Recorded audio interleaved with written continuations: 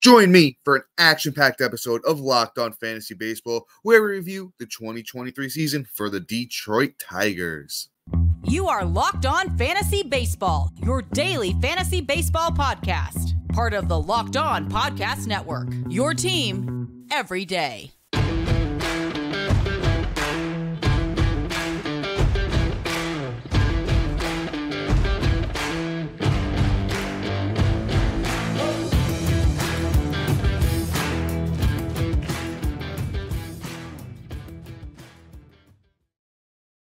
Hello, fantasy baseball fanatics, and welcome to the Locked On Fantasy Baseball podcast, brought to you by the Locked On Sports Network, your team every day. As always, we're your number one source of fantasy baseball knowledge, and thank you for making us your first listen each and every day.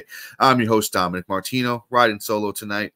If you're listening on a platform like Apple or Spotify that has 5-star ratings and reviews, we would truly appreciate it if you do that for us. And guess what? If you do, and then you take a screenshot of it and send it over to fantasymds@gmail.com, or also send it to us on Instagram or Twitter, you have a free chance at winning a spot in our podcast listener league for next year. Also, if you're watching on YouTube and you haven't already, hit that little bell below. It subscribes to the channel. Also gives you a notification every time we drop a new episode. So don't forget to do it. Guys, we got a fully loaded episode for you today. And once again, we're talking about those Detroit Tigers, right? Actually had a surprisingly pretty good season last year. I don't think anybody expected them to finish second in the AL Central with a record of 78 and 84. Had a couple of good young kids come up, had a couple of guys take a next step. And one of those guys, the biggest one, arguably, Riley Greene. You know, big 6'3", 200-pound lefty, was a top prospect a few years ago before he got the call. Now 23 years old. But started the season off last year as a 22-year-old. So let's talk about him, right? 99 games played, 378 at-bats, 51 runs, 19 doubles, 4 triples, 11 homers, 37 RBIs with 7 steals, and a .288 batting average. Riley Greene looked, finally starting to live up to the hype. He did have a few injuries this year, and, let's just cut to the chase. The brutal one at the end of the season, right? He's going to have Tommy John surgery. I believe he already had it at this point. He's supposed to be arguably ready for, next season. I'm going to want to see it first. I want to see him out on the field doing his thing. That's a tough one to recover from, even though we did see Bryce Harper do it this year in record time. Ohtani's dealing with the same sort of issue right now. Riley Greene also had a stress fracture in his fibula in his left leg. So it's going to be a little bit interesting. Guy seems to, have a little bit of injury history here. I personally, next year, as I pull up my rankings here, I think I have him a little bit too high, but I wouldn't be opposed to, if he's healthy, you get him as your outfielder 3. That would be very, very nice. He might start to go a little bit higher than that. We'll see where it goes. I'm probably, like I said, going to probably rank him around maybe 45-ish right now with that injury. Kind of just want to see how things go. But Riley Greene, man, he's got the speed. He's got a little bit of power. He has some batting average potential as well. As I said, was a top prospect just as little as 2 or 3 years ago, honestly. So I really think this kid is going to be good. Definitely should have him on your radars for next year. Just got to keep up with that process and his journey back from that Tommy John. Let's keep things moving here. Let's talk about another young kid that Detroit was really hoping to break out, and Spencer Torkelson, and he did. Big 6'1", 220-pound righty. First baseman. Just, had a very, very good year this year, in my opinion. 159 games, 606 at-bats, 88 runs, 34 doubles, 31 home runs, 94 RBIs, 3 steals, 233 batting average. Now, the batting average may leave a little bit to be desired, but I think Torkelson's going to wind up being like a 240, 250-ish type hitter. A lot of power, very, very big power upside, and the hit home runs in that park is not easy. He's already shown that he could do it. So, another year under his belt, 23 this year, 24 next year. Let's see where I have Torkelson at first base going into next year. Kind of give you guys a feel for, where I think he can perform. I have him at number 13. Right there, Tristan Casas at 14. Those guys might be a little bit of interchangeable, to be honest with you. 2 young, great bats, do a little bit of different things. But Torkelson definitely has that big power upside. And it's crazy to see that he had 88 runs and 94 RBIs, and it's a bad offense like Detroit. Not horrible offense, but definitely not, primo offense.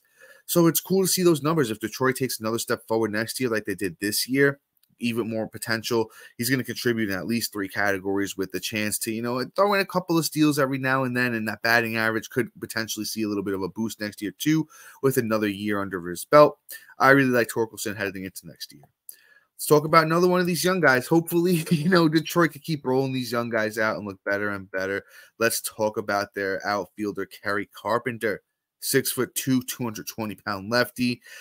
Kid showed promise last year in limited at-bats in 31 games last year, 103 at-bats, 16 runs, 4 doubles, a triple, 6 homers, 10 RBIs, 252 batting average. But honestly, in the minors last year, too, in 2022, very, very good showing. 98 games for Carpenter, 358 at-bats, 60 runs, 27 doubles, 30 homers, 75 RBIs, and he hit 313. So there is batting average, upside there with Carpenter, too, which kind of he showed in, pretty much his first full season in the bigs. He played 118 games, 418 at-bats, 57 runs, 17 doubles, 2 triples, 20 homers, 64 RBIs, and a 278 batting average for Kerry Carpenter. Only 25 years old, going to be 26-year-old next year. So you get regular at-bats. Got a lot of power upside on this kid. Not really crazy steals upside. If he gets you 10, 15, you'd be ecstatic. But the batting average potential looks really good too.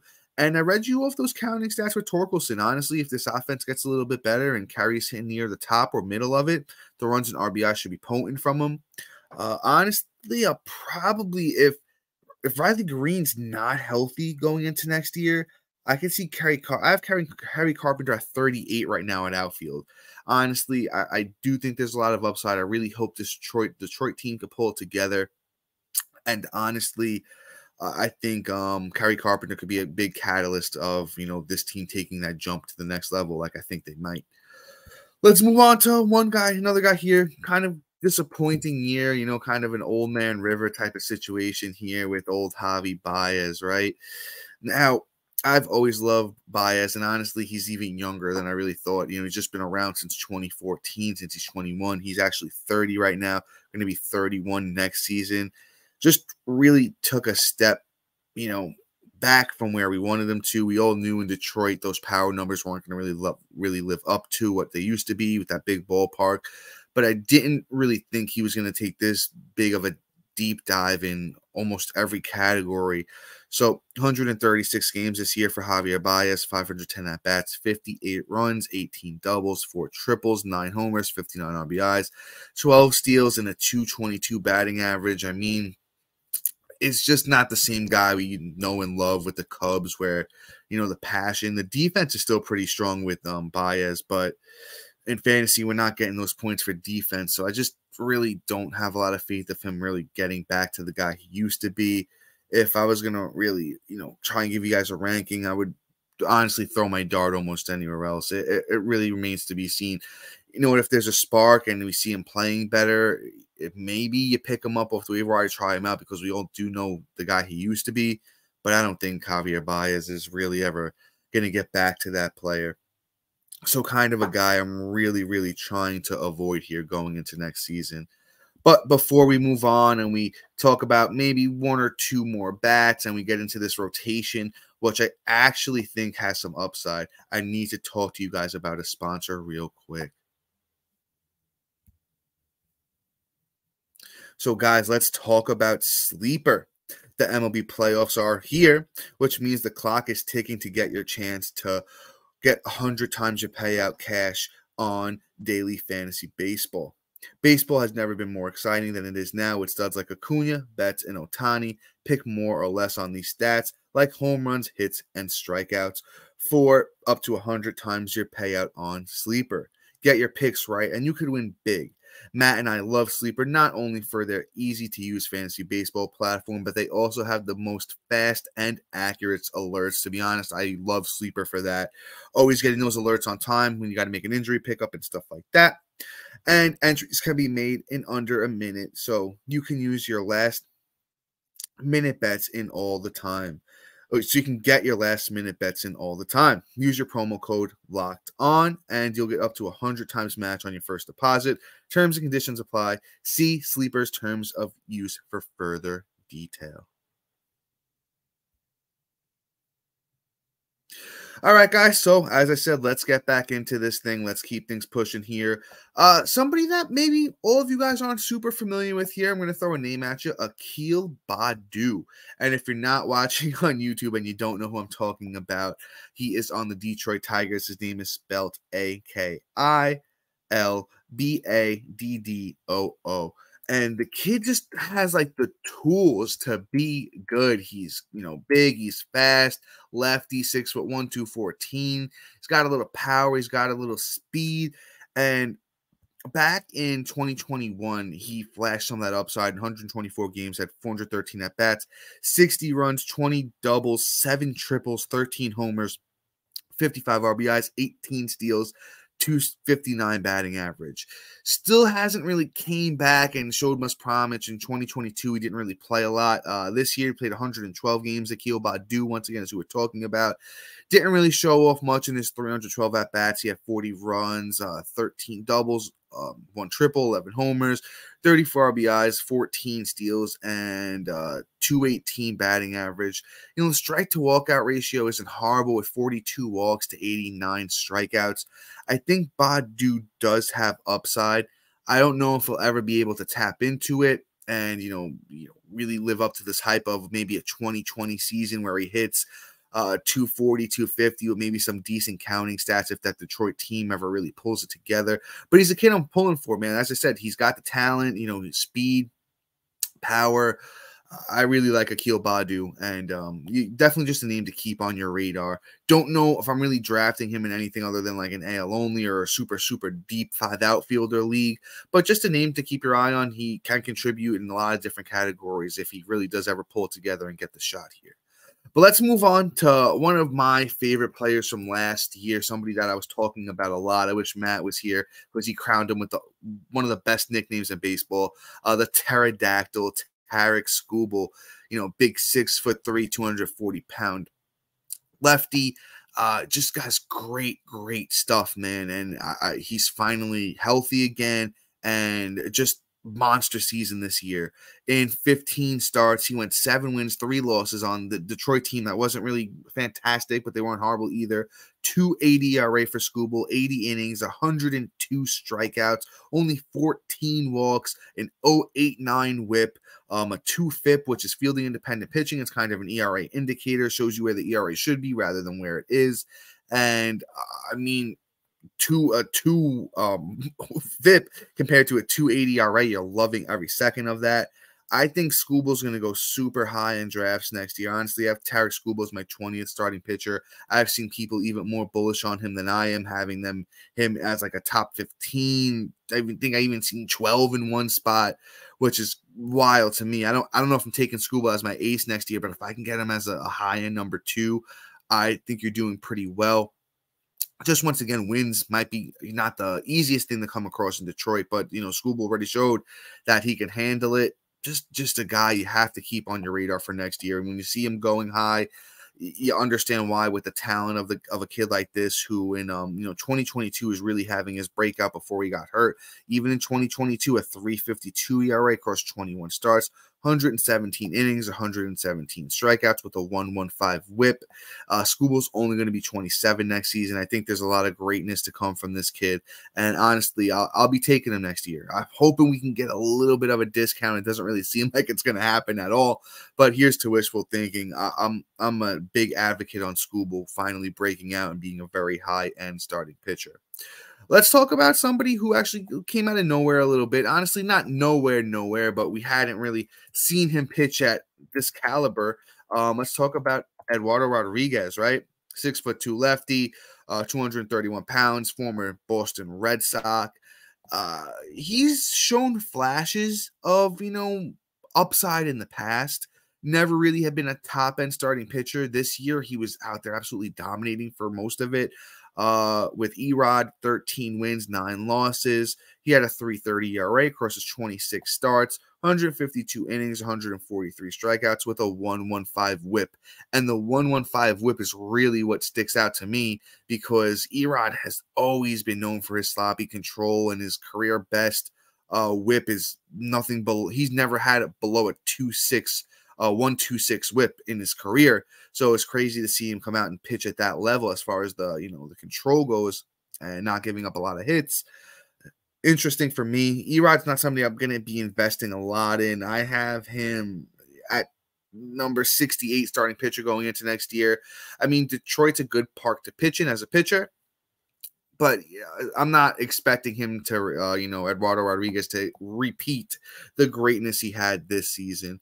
So just a name, you keep your eye on him in drafts. You get him as like a number 6 starting pitcher. It's not the end of the world. I'll probably have him on a couple of teams next year. Not the best, not the worst. Let's move on to this next guy. Interesting name. Some of you might have forgot about him. If you're new to fantasy baseball, you might not know. A former top prospect. Let's talk about Casey Mize here. Now, Casey Mize, once again, very, very high pick. Very, very great talent with him. Just hasn't been healthy a lot in his career. Got the Tommy John back in early 2023. I believe it's even February 2023. And it's a tough break for the kid. He was actually the first pick of the 2018 draft. Let me let me get the facts straight here, right? Has very good talent. Showed us a flash in 2021, Casey Mize, when he got 150 innings across 30 starts, 3.71 ERA. He had 118 strikeouts and a 1.13 WHIP. Then, as I mentioned, he didn't really pitch much in 2022 and got the Tommy John. But let's talk about the 2019 minor league season for Casey Mize. He had 8 wins, 3 losses, and 21 starts, 2.55 ERA, 109 innings, 106 strikeouts with a 0.94 whip. Kid came out of college, very, very highly touted. Casey Mize is somebody, if he's ready for opening day, which I think he will be, going to be a sneaky pick. I have to really reconfigure my rankings and see where I want to put him, because right now I have him at 89.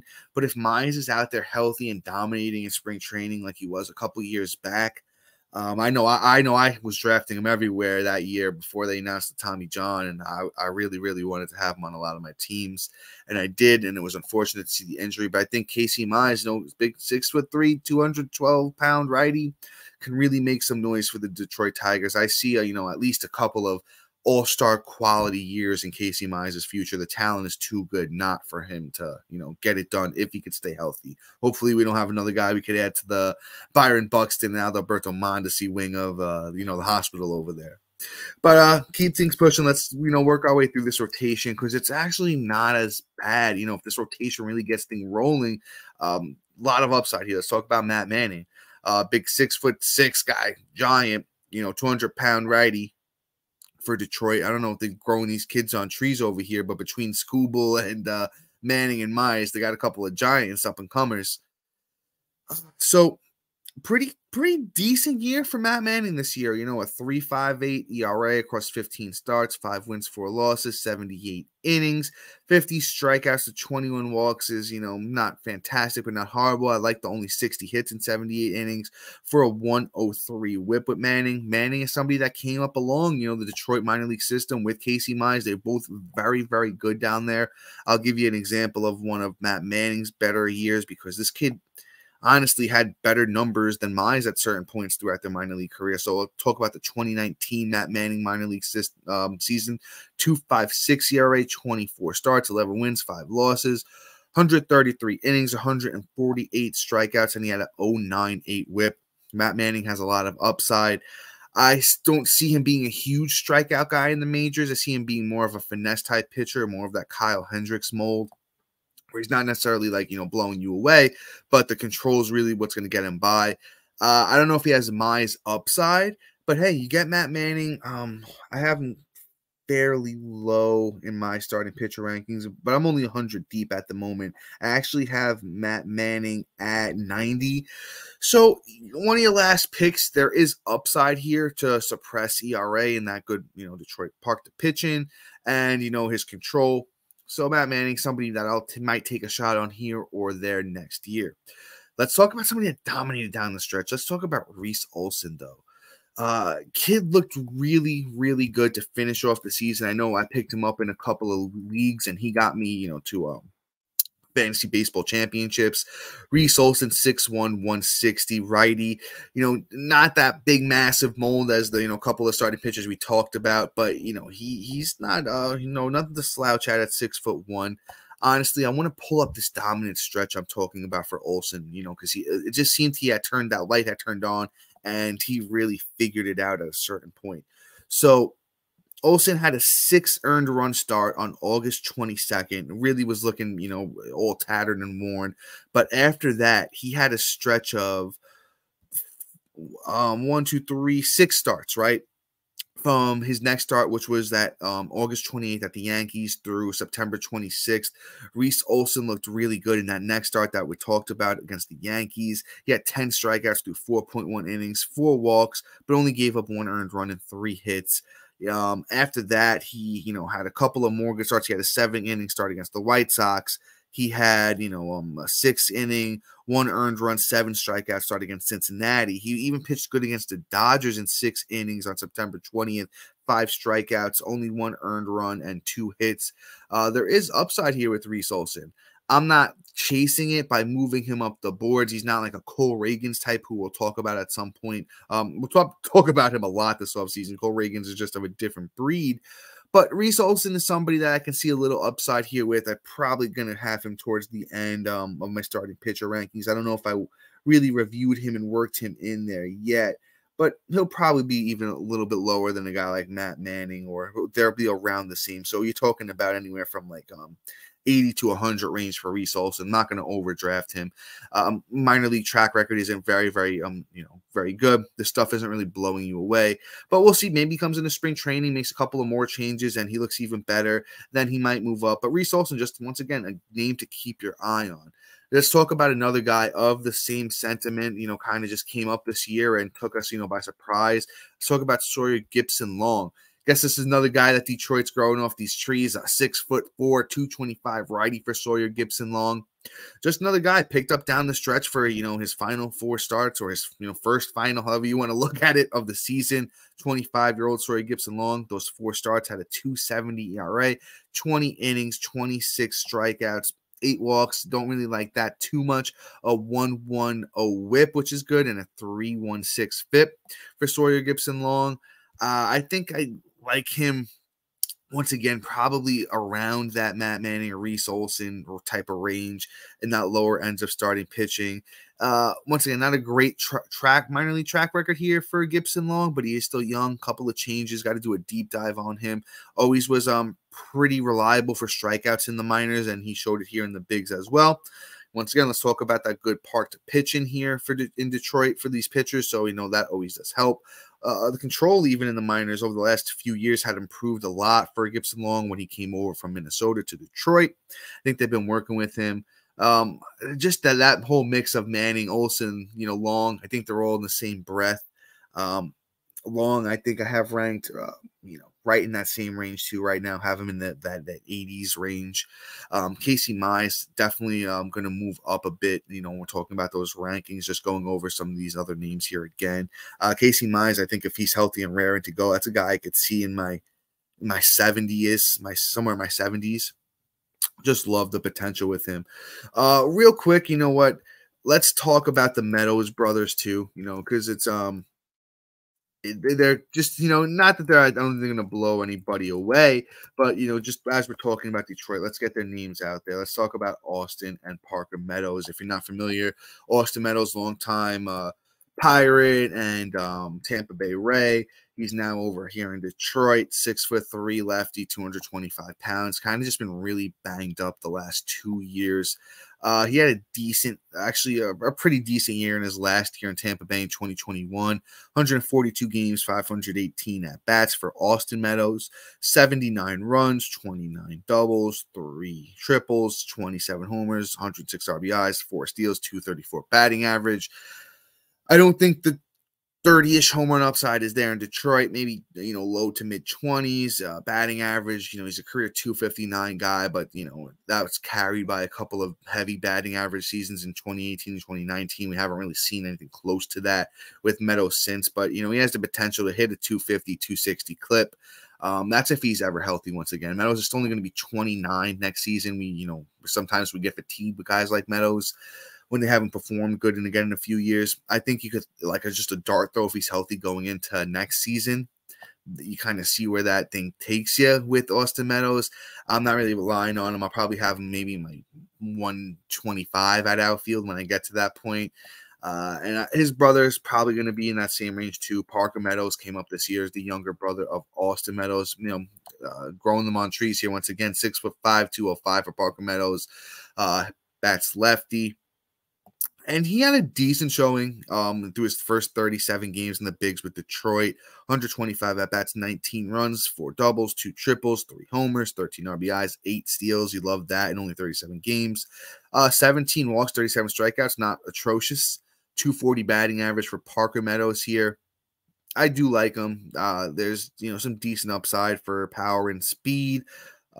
In 2022 in the minors for Detroit, Parker Meadows, 127 games, 486 at-bats, 80 runs, 25 doubles, 7 triples, 20 homers, 58 RBIs, 17 steals, and a 270 batting average. So there's upside here, but, not anybody I'm counting on. I'm not 100% sure that, Parker has a clear spot coming into next year in the lineup. Especially, if his brother's getting back out there too. But, they did have him in center for, while he was up this year. Just this competition there in Detroit. There's a lot of, young and up-and-coming players.